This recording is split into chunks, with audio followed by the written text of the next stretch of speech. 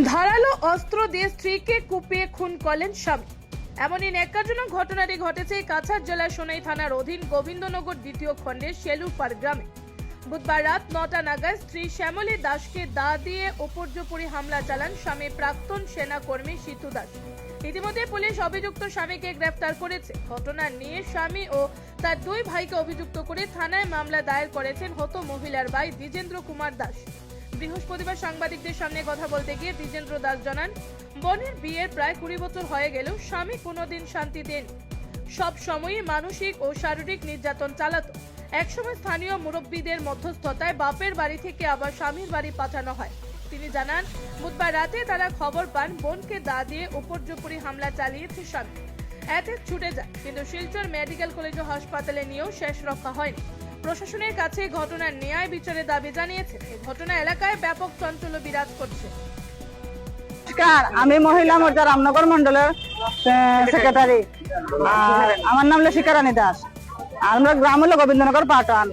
আজকে যে গতকালকে রাতে একটা ঘটনা হয়েছে, আমরা মানে পাশের গ্রাম সেলুপার হইতারে এইখানে ঘটনা হয়েছে। আমরা তো মানে রাত্রেবেলা তো আমরা তো মহিলা তো যেতে শুনছি এমনি আওয়াজ যেন ওরকম যেন একটা ছেলে মাসে বউ মাসে খাটা পড়ছে। যাই হোক, এখন তো তাকে অ্যারেস্ট করা হয়েছে, থানা হয়েছে, কিন্তু আমরা সব মহিলা হল কেন একত্রিত হয়েছি যাতে তার কঠোর থেকে কঠোর শাস্তি দেওয়া। তাই এরকম মানুষ আরো মেলুক আছে, এরা হ্যাঁ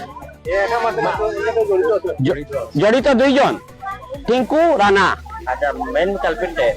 মেন ইয়ে যে সিতু দাস হাজবেন্ড এর হাজবেন্ড আগে ওইরকম অত্যাচার করছে, করার পরে আমার বোন গেছে, হ্যাঁ এর ফাইন্যান্সিয়াল লস হয়েছে অধিকতে, তার বাইকনাটা ডিল করছে, ফাইন্যান্সিয়াল ডিল করছে, আশা করে আড়াইছে। এখন ব্রেইনের দ্বারা কোন তারা কিন্তু সব সুবিধা ঠিক আছে, ড্রিঙ্কস করে, ড্রিঙ্কস হেভি ড্রিঙ্ক তার আড়াইলে জানে তার বাইক নাই জানে, আর ড্রিঙ্কস 24 আওয়ার ড্রিঙ্কস 24 আওয়ার। তারা কইছেন এডিট সেন্টার দিবা, এডিট সেন্টার দিয়া কইয়া তারা এখানে রাখেন, মাইটদর করে তারা করে অল ফর ফ্যামিলি দেখে।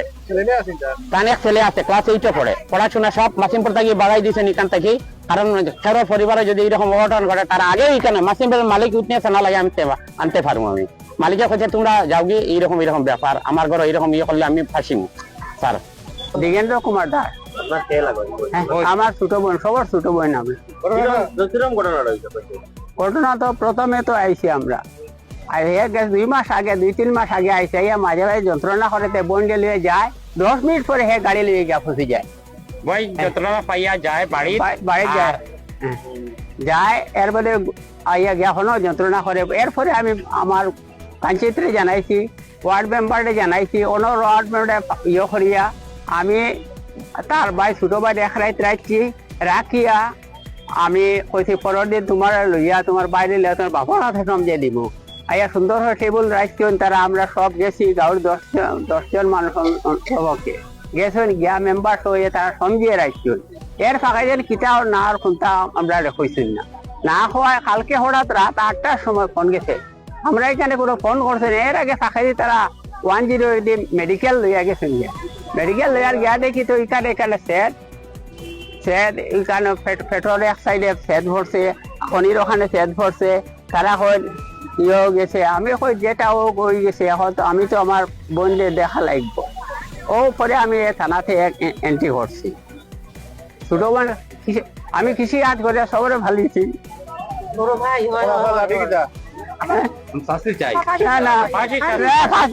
এটার উপযুক্ত বিচার চাই, আর কিছু না।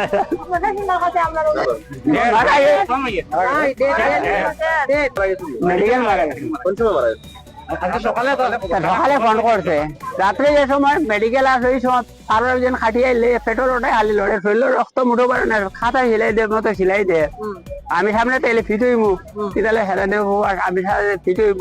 আমিও পারে আমি পার হয়ে যাইছি, আমি আর হইছি না, ইয়া থানা